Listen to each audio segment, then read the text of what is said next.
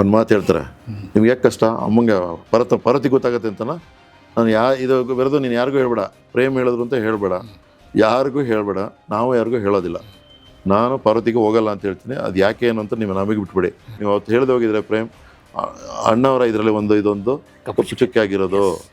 ಏನಾಯ್ತು, ರಾಜ್ಕುಮಾರ್ ಅವರು ಕಾಡಿಗೆ ಹೋಗ್ತಾರಲ್ಲ ವೀರಪ್ಪನ ಅಪಹರಣ ಆದಾಗ, ಇವರು ರವಿ ನೋಡು, ರವಿ ನೀನು ನಾನು ಹೇಳೋದೆಲ್ಲ ಬರೀಬೇಕಪ್ಪ, ನೀನು 80 ದಿವಸ ಆಯಿತು, ಈ ಕಾಡಲ್ಲಿ ಏನಾಗ್ತಿದೆ, ಏನು ಕತೆನೋ ಅಥವಾ ಏನು ಮುಗಿಸೇ ಬಿಟ್ಟಿದೆ, ನಮಗೆ ಗೊತ್ತೇ ಇಲ್ಲ, ಯಾರನ್ನ ಮುಗಿಸಿದಾನೋ ಗೊತ್ತಿಲ್ಲ, ಅಳಿಯ ಬೇರೆ ಇದ್ದಾನಲ್ಲ. ಒಂದು ಟೈಮಲ್ಲಿ ಬಾಯಲ್ಲಿ ಏನೋ ಒಂದು ಬರುತ್ತೆ, ವೀರಪ್ಪನೇ ಬೆಟ್ರ ಅಂತ ಒಂದೇನೋ ಹೇಳ್ತಾರೆ, ಸರ್ಕಾರ ಯಾಕೋ ಕೈ ಬಿಟ್ಬಿಟ್ಟಿದಲ್ಲ ಅಂತ ಒಂದು ಹೇಳ್ಬಿಡುತ್ತೆ. ನಾಗಪ್ಪ ಹಿಂಗೆ ಅರ್ಧಂಬರ್ಧ ಅರೆಬರೆ ಮಾಡಿ ಅಲ್ಲಿ ಅಳಿಯನ್ಗೂ ಯಜಮಾನ್ರಿಗೂ ಮತ್ತು ಈ 4 ಜನ ಯಾರೇ ಇರಲಿ, ಅವನು ಸಿಟ್ಟಲ್ಲಿ ಏನಾದ್ರು ಹೊಡೆದಾಕ್ಬಿಟ್ರೆ ಏನು ಗತಿ ಅಂತ ಇವ್ರಿಗೆ. ಅಲ್ಲ, ಕೃಷ್ಣನಿಗೇನೋ ವೀರಪ್ಪನ್ನೇ ಮೇಲು ಅಂತ ಹೆಡ್ಲೈನ್ ರವಿ.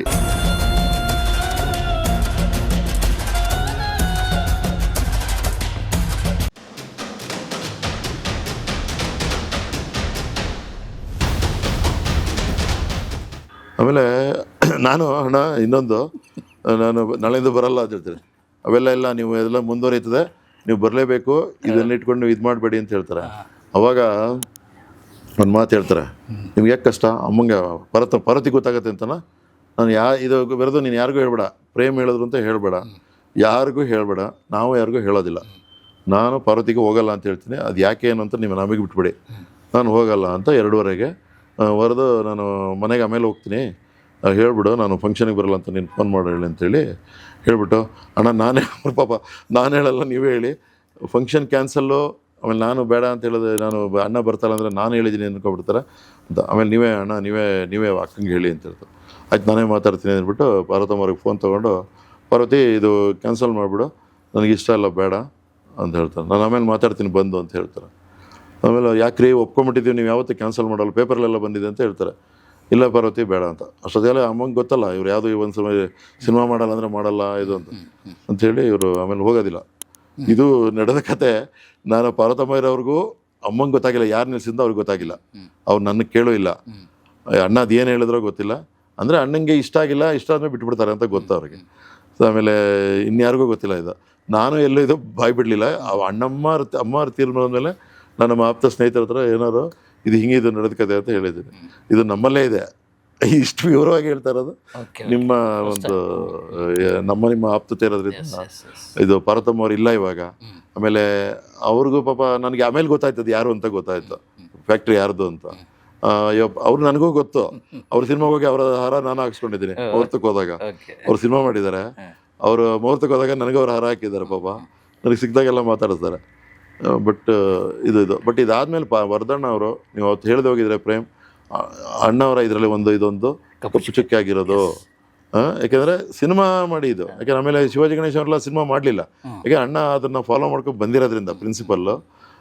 ಹೀಗಿರ್ಬೇಕಾದ್ರೆ ನಾವು ಮಾಡಿಬಿಟ್ಟಿದ್ರೆ ಇದು ದೊಡ್ಡ ಇದಾಗಿರೋದು ಅಂತ ಅವರು ಭಾಳ ಕ್ಲೋಸ್ ಆಗಿಬಿಟ್ರೆ ನಂಗೆ. ಆಮೇಲೆ ಅವ್ರದ್ದು ನೀವು ಇಷ್ಟು ನೇರವಾಗಿ ಹೇಳ್ತೀರಾ. ಆಮೇಲೆ ಅಣ್ಣವರು ಅಷ್ಟೇ, ಪ್ರೇಮ್ ನಿಮ್ಮನ್ನು ಲೈಕ್ ಮಾಡೋದೆ ಮೊದಲಿಂದನೂ ಅಷ್ಟೇ. ಮನೆ ಕರಿಬೇಕಾದ್ರೆ ಅಷ್ಟೇ, ಊಟಕ್ಕೆ ಕರಿಬೇಕಾದ್ರೆ ಅಷ್ಟೇ, ಮದುವೆ ಕರಿಬೇಕಾದ್ರೂ ನೀವು ಬಲವಂತ ಮಾಡಲಿಲ್ಲ. ಅಣ್ಣ ನಿಮ್ಗೆ ಅನುಕೂಲ ಆದರೆ ಬನ್ನಿ ಅಂತ ಹೇಳ್ತೀರಾ. ಆಮೇಲೆ ನಾನು ಇದು ಕೇಳಿದೆ, ಯಾವ ಡೇಟಲ್ಲಾದರೆ ಬರ್ತೀರಾ ಅಂತ. ನೀವು ಯಾವುದೇ ಡೇಟ್ ಫಿಕ್ಸ್ ಮಾಡಿ ನಾನು ಬರ್ತೀನಿ ಅಂತ ಹೇಳಿದ್ರು. ಅಂಥದ್ರಲ್ಲಿ ನಿಮ್ಮ ಆ ಥರ ಇದಿದೆ. ಇಷ್ಟು ವಯಸ್ಸಲ್ಲೇ, ಚಿಕ್ಕ ವಯಸ್ಸಲ್ಲೇ ನೀವು ಅಷ್ಟೊತ್ತು ಕಾಲ ನಾನು ಈಗ ಘಟನೆ ಆಗ್ಬೇಕಾದ್ರೆ ಸ್ವಲ್ಪ ದೊಡ್ಡ ಅಧಿಕಾರಿ ಆಗಿದೆ, MD ಆಗಿರಲಿಲ್ಲ.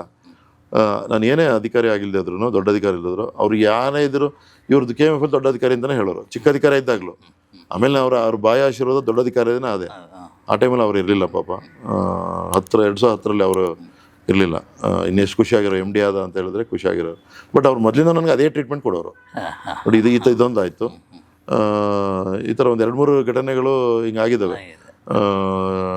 ಇದೊಂದು ಇದರಲ್ಲಿ ಅಮಿತಾಬ್ ಇದಾದಾಗ ನಾನು ವಿಟ್ನೆಸ್, ಅಮಿತಾಬ್ ನಾನು ಇರೋದು ಫೋಟೋ ಇದೆ, ಅಣ್ಣವರು ನಾನು ಅಮಿತಾಬ್ ಇರೋದು. ನನಗೊಬ್ಬನಿಗೆ ಹೇಳಿದರು ಬರ್ತಾರೆ ಅಂತ.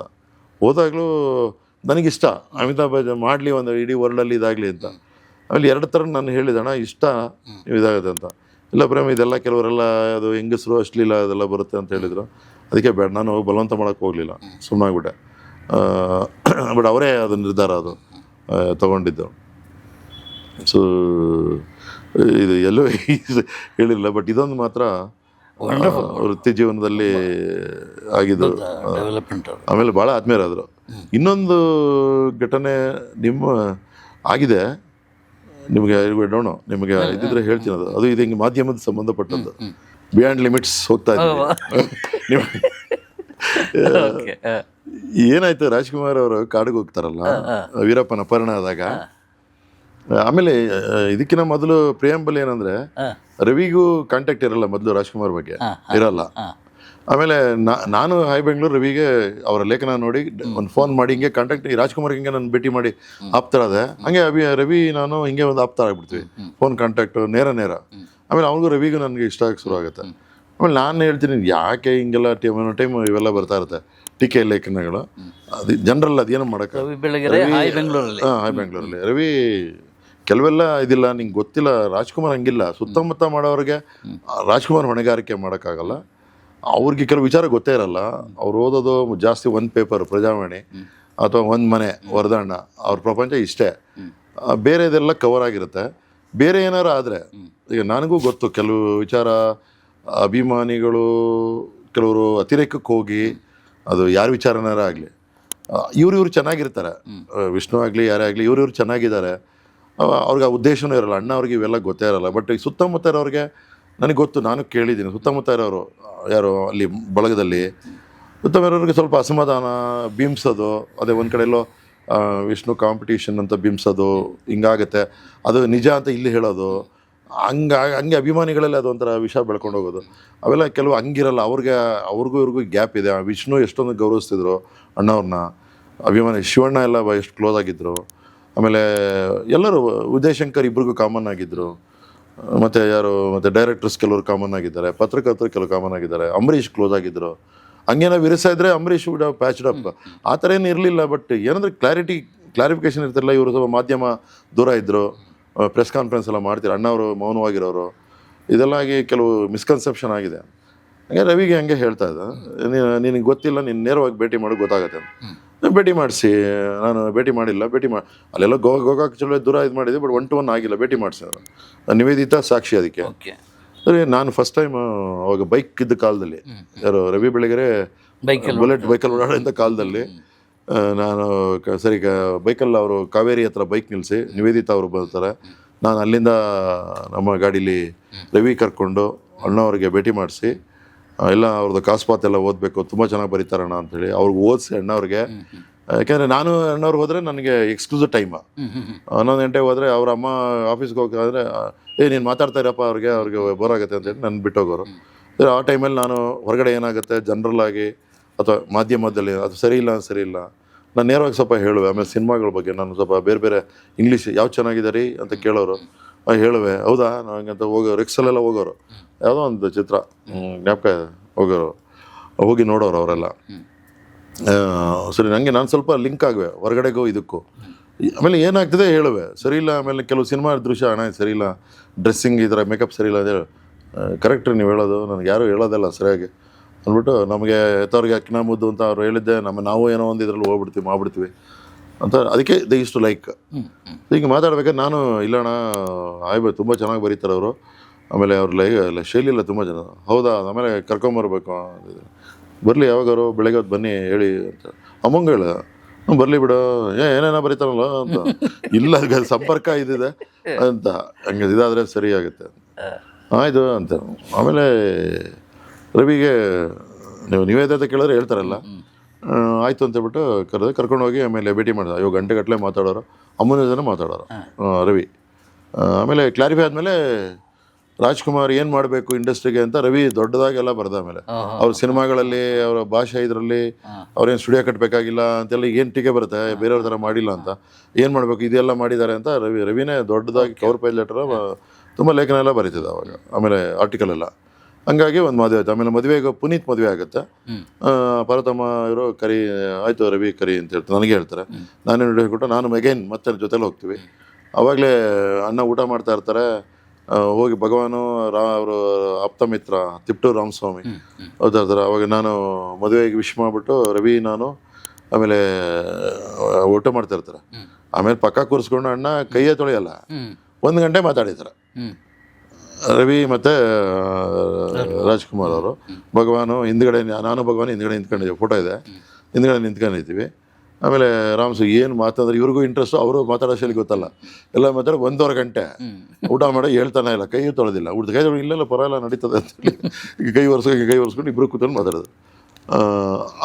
ಅದು ಸಾಕ್ಷಿ ಫೋಟೋ ನನ್ನ ಹತ್ರ ಇದೆ ಫೋಟೋಗಳು. ಸರಿ, ಹಿಂಗೆ ರವಿ ಚೆನ್ನಾಗೂ ಬರಿತಾಯಿದ್ರು. ರವಿ ಅಣ್ಣವ್ರ ಬಗ್ಗೆ ಬೇರೆ ಏನು ಟೀಕೆ ಬರ್ತಾ ಇರಲಿಲ್ಲ, ಎಲ್ಲ ಪಾಸಿಟಿವ್ ಲೇಖನ. ಆಮೇಲೆ ನೆಗೆಟಿವ್ ಏನಿದ್ರೆ ಏನೂ ಬರ್ತಾ ಇರಲಿಲ್ಲ. ಆಮೇಲೆ ಎಲ್ಲರೂ ಇದಾಗಿದ್ದರು. ಆಮೇಲೆ ಕಾಡಿಗೆ ಹೋದಾಗ ಈಗ ಪರಿಸ್ಥಿತಿ ಅಂದರೆ ಆಮೇಲೆ ರವಿನೇ ಹೇಳ್ತಾರೆ, ಇಲ್ಲ ನನಗೆ ಗೊತ್ತಿರಲಿಲ್ಲ ಕೆಲವೆಲ್ಲ, ಮಾತಾಡಿ ಸ್ವಲ್ಪ ಎಲ್ಲ ಕ್ಲಾರಿಫೈ ಆಯಿತು, ಕರೆಕ್ಟು, ಸುತ್ತಮುತ್ತ ಇರೋದು ನಾವು ಯಾಕೆ ಅವ್ರ ಮೇಲೆ ಯಾಕೆ ಇದು ಮಾಡಬೇಕು, ನೀವು ಹೇಳೋದು ಕರೆಕ್ಟು ಅಂತ ಇದು ಮಾಡ್ತಾರೆ. ಸರಿ, ಆಮೇಲೆ ಮದುವೆ ಅದು ಇದರಲ್ಲಿ ಒಂದು ಒಳ್ಳೆ ಬಾಂಧವ್ಯ. ಶಿವಣ್ಣ ಪಿಕ್ಚರ್ ಎಲ್ಲ ಮಾಡ್ತಾರಲ್ಲ, ಮಾದೇಶ ಗಿದೇಶ. ಆಮೇಲೆ ಈ ಕಾಡಿಗೆ ಹೋದಾಗ ಏನಾಗುತ್ತೆ, ಈ 90 ಡೇಸು ಪಾಪ ರವಿನೂ ಸಪೋರ್ಟ್ ಮಾಡ್ತಾ ಇರ್ತಾರೆ. ಈ ಇವ್ರಿಗೆ ಪಾಪ ಟೆನ್ಷನ್ ಶುರು ಆಗುತ್ತೆ, ಪಾರ್ವತಮ್ಮ ಅವ್ರಿಗೆ ಬಿಡುಗಡೆ ಆಗಿಲ್ಲ ಅಂತ ಅಣ್ಣವರು. ಸರಿ, ಆಸ್ಪತ್ರೆ ಸೇರ್ಕೋತಾರೆ, ಹೆಲ್ತ್ ಅಪ್ಸೆಟ್ ಆಗಿ ಮಲ್ಯ ಆಸ್ಪತ್ರೆ ಸೇರ್ತಾರೆ, ಅಪೋಲೋ ಮಲ್ಯ. ಅಲ್ಲಿ ಏನಾಗುತ್ತೆ ಅವ್ರಿಗೆ, ಈ ಯಾಕೋ ಗೌರ್ಮೆಂಟ್ ಡೈಲ್ಯೂಟ್ ಆಗ್ಬಿಟ್ರು. ಕೃಷ್ಣ ಅವರು ಮೊದಲು ಮಾಡ್ತಾಯಿದ್ರು, ಪಾಪ ಎಲ್ಲ ಬೆಂಬಲವಾಗಿದ್ದಾರೆ, ಬಟ್ ಏನು ಟೇಕ್ ಆಫ್ ಆಗ್ತಾಯಿಲ್ಲ. 80 ದಿವಸ ಆಯಿತು, 90 ದಿವಸ ಆಯಿತು ಅಂತ ಅವ್ರಿಗೆ ಗಾಬರಿ. ಯಾರಾದರೂ ಯಾರು ಹೆಂಡ್ತಿ ಆದರೂ ಅವ್ರ ಹೆಂಡ್ತಿ ಆ ಥರ ಆದವ್ರಿಗೆ ಅವ್ರ ಹೆಂಡ್ತಿರ್ಗಾಗದೆ ಗೊತ್ತಾಗುತ್ತೆ. ಬಟ್ ಇಲ್ಲಿ ಆಸ್ಪತ್ರೆಗೆ ಹೋದಾಗ ಇವ್ರಿಗೆ ಪಾಪ ಪ್ರಾಬ್ಲಿ ಅವ್ರ ಮನೇಲಿ ಸುಮ್ಮನೆ ಸೇರ್ಕೊಂಡಿದ್ದಾರೆ, ಅಮ್ಮ ನಮ್ಮ ಗೌರ್ಮೆಂಟಿಗೆ ಪ್ರೆಜರಾಗಕ್ಕೆ ನಾಟಕ ಮಾಡ್ತಾ ಇದ್ದಾರೆ ಅಂತ ಒಂದು ಇದಾಗುತ್ತೆ. ಅಲ್ಲಿ ಡಾಕ್ಟರ್ಸ್ಗೆ ಕಳಿಸಿ ಮೆಡಿಕಲ್ ರಿಪೋರ್ಟ್ಸ್ ಎಲ್ಲ CM ಕಡೆಯಿಂದ ಏನೋ ವೆರಿಫೈ ಮಾಡಿ, CM ಅಲ್ಲ ಅವ್ರ ಮನೆಯವ್ರ ಕಡೆಯಿಂದ ಏನೋ ಯಾರೋ ಒಟ್ಟಿನಲ್ಲಿ. ಆಮೇಲೆ ನಂಜೇಗೌಡ ಅಂತ ಒಬ್ಬರು ಇರಿಗೇಷನ್ ಮಿನಿಸ್ಟರ್, ಅವರು ಏನು ನಾವೇನು ಸರ್ಕಾರ ಇದೇ ಮಾಡಬೇಕಾ, ಇವರು ಸ್ವಲ್ಪ ಸರ್ಕಾರದಿಂದ ಒತ್ತಡ ಹಾಕ್ತಾ ಇರ್ತಾರೆ. ಮಾಧ್ಯಮದವ್ರು ಕೇಳಿದಾಗ ಅವನು ಮಿನಿಸ್ಟ್ರು ಸ್ವಲ್ಪ ಕೆಟ್ಟದಾಗಿ ಮಾತಾಡ್ತಾನೆ ನಂಜೇಗೌಡ. ಏನು ಇವ್ರೇನು ಕ್ವೀನ್ ಎಲಿಜಬೆತ್ತಾ ಆಸ್ಪತ್ರೆಗೆ ಸೇರಿದ್ದಾರೆ ಅಂತ, ನಾವು ಸರ್ಕಾರ ಬೇರೆ ಬಿಟ್ಬಿಟ್ಟು ಇದನ್ನೇ ಮಾಡೋಕ್ಕಾಯ್ತದ ಅಂತ ಆ ಇರಿಗೇಷನ್ ಮಿನಿಸ್ಟರ್ ಆಗಿರೋದು ನಂಜೇಗೌಡ ಅಂತ. ಅವ್ರು ಸ್ವಲ್ಪ ಬಾಯಿ ಬಿಟ್ಟು ಏನೋ ಬೇರೆ ಮಾತಾಡಿರುತ್ತೆ. ಅದು ಇವ್ರಿಗೆ ಕ್ರೋಧ ಹೆಚ್ಚಿರುತ್ತೆ. ನನಗೆ ಫೋನ್ ಮಾಡಿ ರವಿ ಕರಿಯೋ, ರವಿ ನಂಗೆ ಹೇಳ್ತಾ ಇರ್ತಾನೆ, ಹಾಸ್ಪಿಟ್ಲಿದೆ ಒಂದು ವಾರ 4 ದಿವಸ ಇರ್ತಾರೆ. ರವಿ ಪ್ರೇಮ್ ಸರ್ ನೋಡ್ಕೊಂಬರೋಣ, ಹೋಗಿ ಜಸ್ಟ್ ನೋಡ್ಕೊಂಬರೋಣ, ಇನ್ನೇನಿಲ್ಲ, ಹೆಂಗಿದ್ದಾರೆ ಏನು ಅಂತ. ಯಾಕೆ ಚೆನ್ನಾಗಿದ್ದಾರಲ್ಲ, ಅದಕ್ಕೆ ಹುಷಾರಿಲ್ವಲ್ಲ, ನೋಡ್ಕೊಂಬರೋಣ ಅಂತ. ವಿಶ್ವಾಸ ಚೆನ್ನಾಗಿರೋದ್ರಿಂದ ರವಿ ಒಂದ್ಸರಿ ಹೋಗೋಣ ಅಂತ. ನಾನು ಸುಮ್ಮನೆ ಇರ್ತೀನಿ, ಯಾಕೆ ಸುಮ್ಮನೆ ಅಂತ. ಆಮೇಲೆ ಅಮ್ಮನೇ ಫೋನ್ ಮಾಡ್ತಾರೆ ನನಗೆ, ಪ್ರೇಮ್ ಸ್ವಲ್ಪ ಕರ್ಸೋ, ರವಿನಾಗ ಕರ್ಸೋ, ಇಲ್ಲಿ ಹಾಸ್ಪಿಟ್ಲ್ ಇದ್ದೀನಿ, ಬರಲಿ, ಅಲ್ಲ ಕರ್ಕಮ್ಮ ಇಲ್ಲೇ ಅಂತ. ಅಮ್ಮ ನೀವು ಡಿಸ್ಚಾರ್ಜ್ ಮಾಡಿ ಬರ್ತೀವಿ, ಇಲ್ಲ ಕಣೋ ಇಲ್ಲೇ ಇರ್ತೀವಿ, ಇನ್ನೂ 2 ದಿವಸ ಇರಬೇಕಂತ. ಸೊ ನನಗೂ ಬರೋ, ಅವನೇನೋ ಮಿನಿಸ್ಟ್ರ್ ಏನೇನೋ ಮಾತಾಡ್ತಾವನ, ಇಲ್ಲೇ ಕರಿ ಅಂತ ನಾ ಹೇಳಿದೆ. ಕರೆದ್ರೆ ರವಿ ಪ್ರಕಾಶ್, ನಮ್ಮ ನಾಗಮಂಗಲ ಪ್ರಕಾಶ್, ಅವನು ಅವರಿಬ್ಬರು, ನಾನು ಮಲ್ಯಾಗೆ ಹೋಗ್ತೀವಿ. ಇವರು ರವಿ ನೋಡಿದ್ರೆ, ರವಿ ನೀನು ನಾನು ಹೇಳೋದೆಲ್ಲ ಬರೀಬೇಕಪ್ಪ, ನೀನು ನೋಡು ಹಿಂಗೆಲ್ಲ ಏನೇನೋ ಹೇಳ್ತಾರೆ, ಮಿನಿಸ್ಟ್ರ್ ಏನೇನೋ ಸ್ಟೇಟ್ಮೆಂಟ್ ಕೊಟ್ಟಿದ್ದಾರೆ, 80 ದಿವಸ ಆಯಿತು, ಈ ಕಾಡಲ್ಲಿ ಏನಾಗ್ತಿದೆ, ಏನು ಕತೆನೋ ಅಥವಾ ಏನು ಮುಗಿಸೇ ಬಿಟ್ಟಿದೆ, ನಮಗೆ ಗೊತ್ತೇ ಇಲ್ಲ, ಯಾರನ್ನ ಮುಗಿಸಿದಾನೋ ಗೊತ್ತಿಲ್ಲ, ಅಳಿಯ ಬೇರೆ ಇದ್ದಾನಲ್ಲ, ಗಂಡನ ಜೊತೆಗೆ ಅಳಿಯ ಮಗ, ಯಜಮಾನ್ರನ್ನ ಮುಗಿಸಲ್ಲ ಅಂತ ಗೊತ್ತಿದ್ರು, ಕಾನ್ಫಿಡೆನ್ಸ್ ಇದ್ರು, ಅಂದರೆ ಅದಕ್ಕೆ ಸುಲಭವಾಗಿ ಹೆಂಗೆ ಮಾಡೋಕ್ಕಾಗಲ್ಲ, ಅಳಿಯನ್ನೆಲ್ಲಾರು ಮಾಡಿಬಿಟ್ರೆ ಅಂತ ಅವ್ರಿಗೆ ಸ್ವಲ್ಪ ಭಯ ಜಾಸ್ತಿ ಇರುತ್ತೆ. ಡಬಲ್ ಮಗಳು ತಮ್ಮ ಎರಡೂ ಇದೆ ಅಲ್ವಾ. ಆಮೇಲೆ ಇವರು ಏನು ಗೊತ್ತಲ್ಲ, ಪಾರ್ವತಮ್ಮ ಸಿಟ್ಟು ಬಂದರೆ ದರ ಅಂತ ಹೇಳ್ತಾನೆ ಹೋಗ್ತಿದ್ದಾರೆ. ನನಗೆ ಇದು ಯಾಕೆ ಹಿಂಗೆ ಹೇಳ್ತಾ ಇದ್ದಾರೆ ಆಮೇಲೆ ಅಂತ ನನಗೂ. ಆಮೇಲೆ ಅಮ್ಮ ರವಿನೇ ಸಮಾಧಾನ ಮಾಡ್ತಾನೆ, ಎಲ್ಲ ಬಿಡಿ, ಸರ್ಕಾರ ಸ್ವಲ್ಪ ಎಲ್ಲ ಇದಿರುತ್ತೆ, ಮಾಡಿದರೆ ಪ್ರೆಜರ್ ಅಂತ. ಇಲ್ಲ ನೀನು ಬರೀಬೇಕು ಅಂತ ಅಮ್ಮಂಗೆ ಪೇಪರ್ನಲ್ಲಿ ಮಿನಿಸ್ಟ್ರು ಅಮ್ಮನ ಬಗ್ಗೆ ಏನು ರಾಜ್ಕುಮಾರ್ನೇ ಬಿಡುಗಡೆದೇನೆ ನಮ್ಗೆ ಆದ್ಯತೆನಾ, ಸರ್ಕಾರದ ಬಗ್ಗೆ ಬೇರೆ ಕೆಲಸ ಇಲ್ವಾ, ಅಷ್ಟು ಹೇಳಿದ್ರೆ ಪರವಾಗಿಲ್ಲ. ಬಟ್ ಏನು ಈ ಅಮ್ಮ ಏನು ಕ್ವೀನ್ ಎಲಿಜಬೆತ್ತಾ, ಏನು ನಾವೇನು ಆಸ್ಪತ್ರೆಗೆ ಹೋಗಿ ಇದೆಲ್ಲ ಮಾಡಬೇಕಾ, ಹಂಗೆ ಅಂತೆಲ್ಲ ಸ್ವಲ್ಪ ಏನು ಅನಗತ್ಯವಾಗಿ ಮಾತಾಡಿರುತ್ತೆ. ಇವ್ರಿಗೆ ಅದು ತುಂಬ ಕೆರಳಿಸಿರುತ್ತೆ, ಯಾಕೆಂದರೆ ನೋವು ಹಂಗಿರುತ್ತೆ. 90 ದಿವಸ ಆದರೂ ಯಜಮಾನ ಬಂದಿಲ್ಲ, ಆಮೇಲೆ ಒಬ್ಬ ಏನು ಸರ್ಕಾರ ಬೇರೆ ರುಟೀನ್ ಅಲ್ಲಿ ಏನೇನೋ ಸರ್ಕಾರ ಸಮಸ್ಯೆ ಇರುತ್ತೆ, ಆ ಸಮಸ್ಯೆ ಮುಳುಗಿಯಲ್ಲಿ ನಮ್ಮ ಯಜಮಾನ್ರದ್ದು ಡೈಲ್ಯೂಟ್ ಆಯಿತಾ, ಈ ಒತ್ತಡ ಕಮ್ಮಿ ಆಯ್ತು ಅಂತ ಅವ್ರಿಗೆ ಒಂದು ಸಹಜವಾಗಿ, ಯಾರೇ ಒಂದು ಹೆಂಗಸಿಗೆ ಲೇಡಿ ಯಜಮಾನ್ರಿಗೆ ಆ ಥರದಾಗ ಹೇಳೋವಂಥ ಸಹಜನೇ. ಸ್ವಲ್ಪ ಇವ್ರಿಗೆ ಸಿಟ್ಟು ಆಕ್ರೋಶದಲ್ಲಿ ಸರ್ಕಾರ ಯಾಕೋ ಮರ್ತಂಗಿದೆ ಅಥವಾ ಆದ್ಯತೆ ಕಮ್ಮಿ ಆಗಿದೆ ಅಂತ ರವಿಗೆ ಹೇಳ್ತಾರೆ. ಒಂದು ಟೈಮಲ್ಲಿ ಬಾಯಲ್ಲಿ ಏನೋ ಒಂದು ಬರುತ್ತೆ, ವೀರಪ್ಪನೇ ಬೆಟ್ರ ಅಂತ ಒಂದೇನೋ ಹೇಳ್ತಾರೆ. ಅದ್ರ ನೋಡ್ಕೋದ್ರೆ ಸರ್ಕಾರ ಯಾಕೋ ಕೈ ಬಿಟ್ಬಿಟ್ಟಿದಲ್ಲ ಅಂತ ಒಂದು ಹೇಳ್ಬಿಡುತ್ತೆ, ಸರ್ಕಾರದ ಮೇಲೆ ಹೇಳುತ್ತೆ. ಆಮೇಲೆ ಅದು ಆಗುತ್ತೆ, ಅಮ್ಮ ನೀವೇನು ಯೋಚನೆ ಮಾಡಬೇಡಿ, ನೋಡೋಣ ಇದಾಗುತ್ತೆ ಅಂತೆಲ್ಲ ಹೇಳಿ, ಇಲ್ಲ ನೀನು ಹಾಕಬೇಕು ಇದನ್ನು ಅಂತ ಹೇಳ್ತಾರೆ. ರವಿ ಬೇಡಮ್ಮ ಅಂತ, ರವಿ ಬೇಡ ಯಾಕೆ ಈ ಟೈಮಲ್ಲಿ ಅಂತ, ಇಲ್ಲ ನೀನು ಹಾಕು, ಪರವಾಗಿಲ್ಲ, ಏನು ತೊಂದರೆ ಇಲ್ಲ, ಆ ಮಿನಿಸ್ಟ್ರಿ ಏನಂಗೆ, CM ಅಲ್ಲ, ಕೃಷ್ಣ ಬಗ್ಗೆ ಏನು ಹೇಳಲ್ಲ, ಅವನ ಬಗ್ಗೆ ಆ ಮಿನಿಸ್ಟ್ರಿ ಏನಂಗೆ ಅಂತಬಿಟ್ಟು ಹಾಕಪ್ಪ ಅಂತಲೇ ಹೇಳ್ತಾರೆ. ಸರಿ ಅಮ್ಮ ಗೊತ್ತಲ್ಲ ಒಂಥರ ಸಿಟ್ಟು ಬಂದಾಗ ಆ ಥರ ಸರಿ ಬರ್ತೀವಿ. ಆಮೇಲೆ ನಾನು ಏನು ಆಮೇಲೆ ರವಿ ಏನೋ ಸಿಟ್ಟಲ್ಲಿ ಹೇಳಿದ್ದಾರೆ ಅಂತ, ಅಯ್ಯೋ ಹಾಕು ಅಂತಿದಾರಲ್ಲ ಪ್ರೇಮ್ ಏನು ಮಾಡೋದು ಅಂತಬಿಟ್ಟು ಕೊನೆಗೆ ಇದಾಗ್ತಾರೆ. ನೆಕ್ಸ್ಟ್ ಡೇ ಒನ್ ಡೇ ಆಗುತ್ತೋ ಅದು ಏನೋ ನೆಕ್ಸ್ಟ್ ಡೇನೇ ನಾಗಪ್ಪ ಎಪಿಸೋಡು. ನಾಗಪ್ಪ ಮಚ್ಚಲ್ಲಿ ಹೊಡೆದಿದ್ದಾನೆ ಕೆಲಸ ಯಾರಿಗೆ ವೀರಪ್ಪನಿಗೆ ಮಚ್ಚಲ್ಲಿ ಅಮಾಸೆ ಅವತ್ತು ಮಚ್ಚಲ್ಲಿ ಹೊಡೆದು ಅದು ಸಕ್ಸಸ್ ಆಗಲ್ಲ, ಕೈ ಬೆರಳೇನೋ ತುಂಡಾಗುತ್ತೆ ಇವನು ಅಂತ. ನಮಗೂ ಇನ್ನೂ ಪೂರ್ತಿ ಮಾಹಿತಿ ಇಲ್ಲ, ಅದು ನಾನು ನೋಡಿಲ್ಲ, ವಿಡಿಯೋಸ್ ಎಲ್ಲ ಹೇಳಿದ್ದಾರೆ ಅವರು. ಸರಿ ತಪ್ಪಿಸ್ಕೊಂಡು ಹೊಡ್ ಬಂದಿದ್ದಾನೆ. ಇವ್ರಿಗೆ ಏನಂದರೆ ನಾಗಪ್ಪ ಹಿಂಗೆ ಅರ್ಧಂಬರ್ಧ ಅರೆಬರೆ ಮಾಡಿ ಅಲ್ಲಿ ಅಳಿಯನ್ಗೂ ಯಜಮಾನ್ರಿಗೂ ಮತ್ತು ಈ 4 ಜನ ಯಾರೇ ಇರಲಿ ಅವನು ಸಿಟ್ಟಲ್ಲಿ ಏನಾದ್ರು ಹೊಡೆದಾಕ್ಬಿಟ್ರೆ ಏನು ಗತಿ ಅಂತ ಇವ್ರಿಗೆ. ಬಟ್ ಅವತ್ತೇ ಬೆಳಗ್ಗೆ ಏನಾಗಿದೆ, ರಾತ್ರಿಲಿ ಬರೋಕ್ಕೂ ಅವತ್ತೇ ಬೆಳಗ್ಗೆ ಈ ಇವನು ಯಾರು ನಮ್ಮ ಹಾಯ್ ಬೆಂಗಳೂರು ಗುರುವಾರ ಅಂತ ಕಾಣುತ್ತದೆ, ಮೋಸ್ಟ್ಲಿ ಬುಧವಾರನೋ ಗುರುವಾರನೋ ಬರ್ತಾಯಿತ್ತು. ಎಲ್ಲ ಸ್ಟ್ಯಾಂಡ್ಗೂ ಬಂದಿದೆ. ಎಷ್ಟು 6 ಗಂಟೆಗೆ, ಅದು ರಾತ್ರಿ ಕೊಡ್ತಾರಲ್ಲ 6 ಗಂಟೆಗೆ ಎಲ್ಲ ಕಡೆ ವೀರಪ್ಪನ್ಗಿನ ಅಲ್ಲ ಕೃಷ್ಣನ್ಗಿನ ವೀರಪ್ಪನ್ನೇ ಮೇಲು ಅಂತ ಹೆಡ್ಲೈನ್. ರವಿ ಮಾಮೂಲಿ ಹೆಡ್ಲೈನ್ಗೆ ಹೆಂಗೆ ಬೇಕೋ ಹಂಗೆ ಆಕರ್ಷಕವಾಗಿ ಹಾಕಿದ್ದಾರೆ ಅವರು. ಅದು ಸ್ವಲ್ಪ ಜಾಸ್ತಿನೇ ಆಯಿತು, ಹಾಕ್ಬಿಟ್ಟಿದ್ದಾರೆ. ರಾತ್ರಿ ನಾಗಪ್ಪ ಓಡ್ ಬಂದಿದ್ದಾನೆ. ಬೆಳಗ್ಗೆ ಎಲ್ಲ ನ್ಯೂಸ್ ಸ್ಟ್ಯಾಂಡಲ್ಲೂ ಇದು ಹಾಯ್ ಬೆಂಗಳೂರು ಪತ್ರಿಕೆ ಓಡಾಡ್ತಾ ಇದೆ. ಆಮೇಲೆ ಯಾರೋ ಸ್ವಲ್ಪ ಮನೆಯವರು ಆ ಕಡೆ ಈ ಕಡೆ ಓಡಾಡೋರು ಅಯ್ಯೋ ಹಿಂಗೆ ಬಂದಿದೆ ಅಂತ. ಆಮೇಲೆ ಒಂದು ಕಡೆ ಮಧ್ಯರಾತ್ರಿ ನಾಗಪ್ಪ ಬಂದಿರೋದು ನ್ಯೂಸು ಬೆಳಗ್ಗೆ, ಇನ್ನೊಂದು ಕಡೆ ಹಾಯ್ ಬೆಂಗಳೂರಲ್ಲಿ ಇದು ಬಂದಿರೋದು. ಇವಾಗ ಹಿಂಗೆ ನಾಗಪ್ಪ ಬಂದರೆ ಏನಾಗುತ್ತೆ, ಅವನು ರೊಚ್ಚಿಗೆದ್ದು ಯಾರನ್ನ 4 ಜನನು ಹೊಡೆದಾಕ್ಬೋದು. ಈ ಮುಖಾಮುಖಿ ನೋಡಿ ಅವ್ನು ಗೊತ್ತಲ್ಲ, ಅವನು DSP ಇವ್ರನ್ನ ಪೊಲೀಸ್ ಇವ್ರನ್ನೆಲ್ಲ ಎಸ್ ಪಿನೆಲ್ಲ ಶ್ರೀನಿವಾಸ್ ಅವ್ರನ್ನೆಲ್ಲ ಮರ್ಸಿಲೆಸ್ ಆಗಿ ಹೊಡೆದಿದ್ದ. ಹಿಂಗೆ ಅವನ ಮೇಲೆ ಅಟ್ಯಾಕ್ ಮಾಡೋದ್ರಿಂದ ಇವನು ಏನು ಮಾಡ್ಬಿಡ್ತಾನೋ ಅಂಥೇಳಿ ಎಲ್ರಿಗೂ ಆ್ಯಂಟಿಸಿಪೇಟೆಡ್ ಗಾಬರಿ ಆಗುತ್ತೆ. ಈ ಸಂಧಾನ ಗಿಂಧಾನ ಯಾವುದೂ ವರ್ಕ್ ಆಗಲ್ಲ, ಇನ್ನು ಅವನು ರ್ಯಾಶ್ ಆಗಿ ಹೋಗ್ತಾನೆ ಅಂತ ಎಲ್ರಿಗೂ. ಅದಕ್ಕೆ ಸರಿಯಾಗಿ ಗೌರ್ಮೆಂಟ್ಗೂ ಪ್ರೆಷರ್ ಶುರುವಾಯಿತು. ಈಗ ಇವರು ಪಾರ್ವತಮ್ಮ ಅವರು ಮತ್ತೆ CM ಹತ್ರ ಹೋಗಲೇಬೇಕು, ಯಾಕೆಂದರೆ ಏನು ಮಾಡ್ಬಿಡ್ತಾನೋ ಈಗ ನೀವೇನಾದ್ರು ಸ್ಟೆಪ್ ಅಪ್ ಮಾಡಿ ಅಂತ ಹೇಳೋಕ್ಕೆ.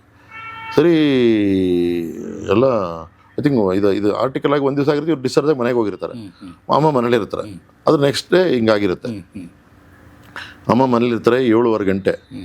ಎಲ್ಲರೂ ಮನೇಲಿ ನೀನು ಯಾಕಮ್ಮ ಹುಡುಗರು ಶಿವಣ್ಣ ರಾಘಣ್ಣ ಮನೇಲಿ ಪುನೀತ್ ಯಾಕಮ್ಮ ಪೇಪರ್ ತಂದು ಕೊಟ್ಬಿಟ್ರೆಲ್ಲ ಹಾಯ್ ಬೆಂಗಳೂರನ್ನ, ಯಾಕಮ್ಮ ಹಿಂಗೆ ಹೇಳೋಕೋದೆ, ಇವಾಗ ನಾವು ಯಾವ ಮುಖ ಹೆಂಗೆ ಹೋಗೋದು ಅಂತ ಇವ್ರು ಗಲಾಟೆ ಎಲ್ಲ ಸೇರಿದ್ದಾರೆ. ನನಗೆ ಗೊತ್ತಿಲ್ಲ. 7:15ಗೆ ಅಮ್ಮ ಫೋನ್ ಮಾಡ್ತಾರೆ, ಅಸಲು ಮೊಬೈಲ್ ಬಂದಿದೆ. ಅಮ್ಮ ಮೊಬೈಲಿಗೆ ಫೋನ್ ಮಾಡ್ತಾರೆ, ಪ್ರೇಮ್ ಎಲ್ಲಿದೆಯಪ್ಪ ಅಂತ. ಇಲ್ಲೇ ಬೆಂಗಳೂರಲ್ಲಿ ಇದ್ದೀನಮ್ಮ, ಹೊರಗಡೆ ಎಲ್ಲೆಲ್ಲೋ ಇದ್ದೀನಿ, ಏನು ಸಮಾಚಾರ ಅಂತ. ಇಲ್ಲ ಕಣೋ ನೋಡೋದು ಹಾಯ್ ಬೆಂಗಳೂರಲ್ಲಿ ಬಂದುಬಿಟ್ಟಿದೆ, ಈ ಕಡೆ ನಾಗಪ್ಪ ಬಂದುಬಿಟ್ಟಿದ್ದಾನೆ. ಅಲ್ಲಮ್ಮ ನೀವೇ ಹೇಳಿದ್ರಲ್ಲಮ್ಮ ಹಾಕು ಅಂತ ನೀವೇ ಹೇಳಿದ್ರಿ. ಹೌದಪ್ಪ ಹೆಡ್ಲೈನ್ ಬೇರೆ ಹಿಂಗೆ ಹಾಕ್ಬಿಟ್ಟಿದ್ದಾನೆ. ಈಗ CM ಹತ್ರ ಹೋಗ್ಬೇಕು, ಇವಾಗ 9 ಗಂಟೆ 10 ಗಂಟೆಗೆ CM ಹತ್ರ ಹೋಗ್ಬೇಕು, ಈಗ ಏನೋ ಮಾಡೋದು ಅಂತ. ಅವ್ರಿಗೇನು ನನಗೇನೋ ಇಲ್ಲ, ತಪ್ಪು ಅಂತ ಹೇಳಿಲ್ಲ, ಇದಿಲ್ಲ, ಏನು ಮಾಡೋದು ಇವಾಗ, ನನಗೆ ಏನು ಮಾಡಲಿ, ಏನು ಮಾಡೋದಮ್ಮ ಇವಾಗ, ನೀವೇ ಹೇಳಿದ್ರೆ ಬಂದ್ಬಿಟ್ಟಿದೆ ಅಂತ. ಹೌದು ಕಣ ಹಿಂಗಾಗಿದೆ, ಏನು ಮಾಡೋ, ಎಲ್ಲ ಮಕ್ಕಳೆಲ್ಲ ಉಗಿತಾ ಇದ್ದಾರೆ, ಎಲ್ಲ ಮನೆಗೆ ಬಂದುಬಿಟ್ಟಿದ್ದಾರೆ, ಎಲ್ಲರೂ ಯಾಕೆ ಹಿಂಗೆ ಹೇಳೋದು ಅಂತಿದ್ದಾರೆ. ನಾನು ಇಲ್ಲಿ ಒಳಗಡೆ ಬನ್ನಿ, ರೂಮಿಗೆ ಬಂದಿದ್ದೀನಿ, ಏನು ಮಾಡಲೋ, ಏನಾರು ಮಾಡೋ ಅಂತ. ಅಮ್ಮ ಏನು ಮಾಡಲಿ ಅಂತ ನಾನು ಆಮೇಲೆ ಒಂದು 5 ನಿಮಿಷ ಫೋನ್ ಇಡಿ ಅಂತ ಹೇಳ್ಬಿಟ್ಟು, ಒಂದು 5 ನಿಮಿಷ ಇರಿ, ಹೊರಗಡೆ ಹೋಗ್ಬೇಡಿ, 1 ನಿಮಿಷ ಇರಿ ಅಂದ್ಬಿಟ್ಟು 7:15ಗೆ ರವಿಗೆ ಫೋನ್ ಮಾಡ್ತೀನಿ. ರವಿ ನನ್ನ ಪ್ರಕಾರ ರವಿ ಫೋನ್ ಎತ್ತಲ್ಲ, ಯಾಕೆಂದರೆ ಅವರು ರಾತ್ರಿ ಲೇಟ್ ಮಲಗೋದು, ಬೆಳಗ್ಗೆ 2 ಗಂಟೆವರೆಗೂ ಸಿಗಲ್ಲ ಅಂತ, ಡೇ ಟೈಮ್ ಅಂತ ನನ್ನ ಒಂದು ಭಾವನೆ ಇರುತ್ತೆ. ಆಮೇಲೆ ನನ್ನ ಪುಣ್ಯಕ್ಕೆ ರವಿ ಫೋನ್ ಎತ್ತಾರೆ. ಏನು ಪ್ರೇಮ ಅಂತ, ರವಿ ಹಿಂಗಾಗ್ಬಿಟ್ಟಿದೆ, ನಾಗಪ್ಪ ಇದಾಗ್ಬಿಟ್ಟಿದೆ. ರವಿಗೂ ಪೂರ್ತಿ ಮಾಹಿತಿ ಇಲ್ಲ. ಹೌದಾ ಅಂತೇಳ್ಬಿಟ್ಟು ಅವ್ರಿಗೇನು ಮಾಹಿತಿ ಇಲ್ಲ. ಹೌದಾ ಅಂತೇಳ್ಬಿಟ್ಟು ಆಮೇಲೆ ಇದನ್ನೇ ರವಿ ಹಿಂಗೆ ಬಂದುಬಿಟ್ಟಿದೆ, ಈಗ ಅಮ್ಮ CM ಹತ್ರ ಹೋಗ್ಬೇಕು, ಈಗೆಲ್ಲ ಗಲಾಟೆ ಮಾಡ್ತಾವ್ರು ಅವ್ರಿಗೆ ಅಂತ. ರವಿ ಪ್ರೇಮ್ ನೀವೇ ಇದ್ರಿ, ಹಾಕ್ಬೇಡ ಅಂತ ಕೇಳಿ, ನಾನು ರೆಕಾರ್ಡ್ ಇದೆ ನನ್ನ ಹತ್ರ, ಟೇಪ್ ಮಾಡಿದ್ದೀನಿ, ಹಾಕು ಅಂತ ಹೇಳಿದ್ರಲ್ಲ. ನಾನು ಟೇಪೇನು ಯೂಸ್ ಮಾಡಲ್ಲ, ಅದು ಬೇರೆ, ಬಟ್ ಇವರು ಹಾಕು ಅಂತ ತಾನೇ ಹಾಕ್ಸಿದ್ದು ಅಂತ ಹೇಳಿದ್ರು. ಹೌದು, ಈಗ ಸನ್ನಿವೇಶ ಹೆಂಗಾಗುತ್ತೆ ಅಂತ ಗೊತ್ತಿಲ್ಲ ರವಿ, ಏನಾದ್ರು ಮಾಡಬೇಕಲ್ಲ ಅಂತ. ಏನು ಮಾಡೋದು ಅಂತ ಅವರು ರವಿನ ಫೋನಲ್ಲೇ ಇದ್ದೀವಿ. ಆಯಿತು ಒಂದು ಕೆಲಸ ಮಾಡಿ, ಏನು ಮಾಡಬೇಕು ಅಂತ, ಈಗೇನಾದ್ರು ಅದು ಅಮ್ಮಂದೆ ಅಲ್ಲ ಅಂತ ಏನಾದ್ರು ಹೇಳ್ಬೋದಾ ಅಂತ ಹೇಳ್ತೀನಿ ನಾನು. ಪ್ರೇಮ್ ನಾನು ಯಾವತ್ತೂ ಹಿಂಗೆ ಹೇಳಿಲ್ಲ, ಆಲೇ ಒಂದು ಯಾವುದೋ ಅದು ಪರ್ಸ್ನಲಾಗಿ ಗೊತ್ತಲ್ಲ ನಿಮಗೆ, 2-3 ಕೇಸು ರಿವರ್ಸ್ ಹಿಂಗಾಗಿದೆ. ನಾನು ಹಿಂಗೆಲ್ಲ ನಾನು ಹಾಕಿದ್ರೆ ಅದು ನಾನು ಕಲ್ಪಿತ ಅಂತ ಆಗುತ್ತೆ, ನನ್ನ ಕ್ರೆಡಿಬಿಲಿಟಿ ಹೊಟ್ಟೋಗುತ್ತೆ, ಮತ್ತು ನನಗೆ ಮಾಡೋಂಗೂ ಇಲ್ಲ, ನನಗೆ ಅಥೆಂಟಿಕ್ ಆಗಿ ಎಲ್ಲ ಸಾಕ್ಷಿ ಇದೆ ಅಂತ ಹೇಳ್ತಾರೆ. ಇಲ್ಲ ರವಿ ಇದು ನೋಡು ಸಿಚುವೇಶನ್ ಅರ್ಥ ಮಾಡ್ಕೊ, CM ಹತ್ರ ಹೋಗಬೇಕು, ಏನಾರು ಮಾಡಿ ಹೆಲ್ಪ್ ಮಾಡಬೇಕು ಪ್ಲೀಸ್ ಅಂತ ಹೇಳ್ತೇನೆ. ರವಿ ಮಾತೆ ನಾನು ಹೇಳೋದಿದೆ, ಪ್ರೇಮ್ ನಿಮ್ಮ ಒಂದು ಇದು ನೀವೇ ನನ್ನವ್ರ ಹತ್ರ ಕರ್ಕೊಂಡು ಹೋಗಿದ್ದು ಅಂದರೆ ರಾಜ್ಕುಮಾರ್ ಸಂಬಂಧ ಎಲ್ಲ ನೀವು ಇದು ಮಾಡಿದ್ದೀರ. ನಿಮ್ಮ ಇದಕ್ಕೆ ಒಂದು ಬೆಲೆ ಕೊಟ್ಟು ನಾನು ಪಾರ್ವತಮ್ಮ ನನ್ನ ಹತ್ರ ಹೇಳಿಲ್ಲ, ನನಗೆ ನಾನು ಹೋಗೇ ಇಲ್ಲ ಅಥವಾ ಸಂಪರ್ಕಿಸಿಲ್ಲ, ಇದ್ರ ಬಗ್ಗೆ ಏನೂ ಪಾರ್ವತಮ್ಮ ನನಗೆ ಹೇಳಿಲ್ಲ ಅಂತ ನಾನು ಮೇಂಟೈನ್ ಮಾಡ್ತೀನಿ. ಅವರು ಹೇಳಿಲ್ಲ ಅಂತ ಹೇಳಿ ನಾನು ಈ ರೆಕಾರ್ಡ್ನ ಯಾವತ್ತೂ ತೆಗೆಯಲ್ಲ ಹೊರಗಡೆ. ನಿಮಗೆ ಅದು ನಾಳೆ ಹಿಂಗಾಗ್ಬಿಟ್ರೆ ನೀವು ಆಮೇಲೆ ಟೇಪ್ ಹಾಕ್ಬಿಟ್ರೆ ನಮ್ಮ ಮರ್ಯಾದೆ ಹೋಗುತ್ತೆ ಅಂತ ಹೇಳೋದು ಇಲ್ಲ. ಇದನ್ನು ನಾನು ನಿಮಗೆ ಕೊಡೋ ಭಾಷೆ ರವಿ ನಿಮಗೆ ಕೊಡ್ತಾ ಇದ್ದೀನಿ, ನಮ್ಮ ಪ್ರಾಮಿಸ್ ಮಾಡ್ತೀನಿ ಇದನ್ನೆಲ್ಲೂ ಹೊರಗಡೆ ತರಲ್ಲ. ನಮ್ಮ ಪಾರ್ವತಮ್ಮ ನನ್ನ ಭೇಟಿ ಮಾಡಿಲ್ಲ ಹೇಳಿಲ್ಲ ಅಂತ ಹೇಳಲಿ ಅಂತ ಒಂದು ದೊಡ್ಡ ಒಂದು ಮನಸ್ಸು ಮಾಡ್ತಾರೆ ರವಿ. ಆವಾಗ ಅದನ್ನು ನಾನು ನಿಜ ರವಿಗೆ ಡ್ಯಾಮೇಜ್ ಅಲ್ವ ಅದು? ಡ್ಯಾಮೇಜ್ ಒಪ್ಕೋತಾರೆ ಪಾಪ. ನಿಮಗೆ ಅಂತ ಹೇಳ್ತಾರೆ, ನಿಮಗೋಸ್ಕರ ಮಾಡ್ತೀನಿ ಪ್ರೇಮ್, ನಿಮಗೋಸ್ಕರ ಮಾಡ್ತೀನಿ ಅಂತ. ಅಮ್ಮನ್ನೇ ಕೆಟ್ಟವ್ರು ಮಾಡ್ಬಿಟ್ಟಿದ್ದಾರೆ, ನೀನು ಯಾಕೆ ಹಿಂಗೆ ಹೇಳಿದೆ ಅಂತ. ಇವರು ಏನೋ ತಪ್ಪಿಸ್ಕೊಂಡು ರೂಮೊಳಗೆ ಬಂದ್ಬಿಟ್ಟು ನನಗೆ ಹೇಳ್ತಾ ಇದ್ದಾರೆ. ಅಣ್ಣವರು ಆಮೇಲೆ 108 ದಿವಸ ಬರ್ತಾರಲ್ಲ, ಇಲ್ಲಿ ಮನೇಲಿ ನಾನು ನೆಗೆಟಿವ್.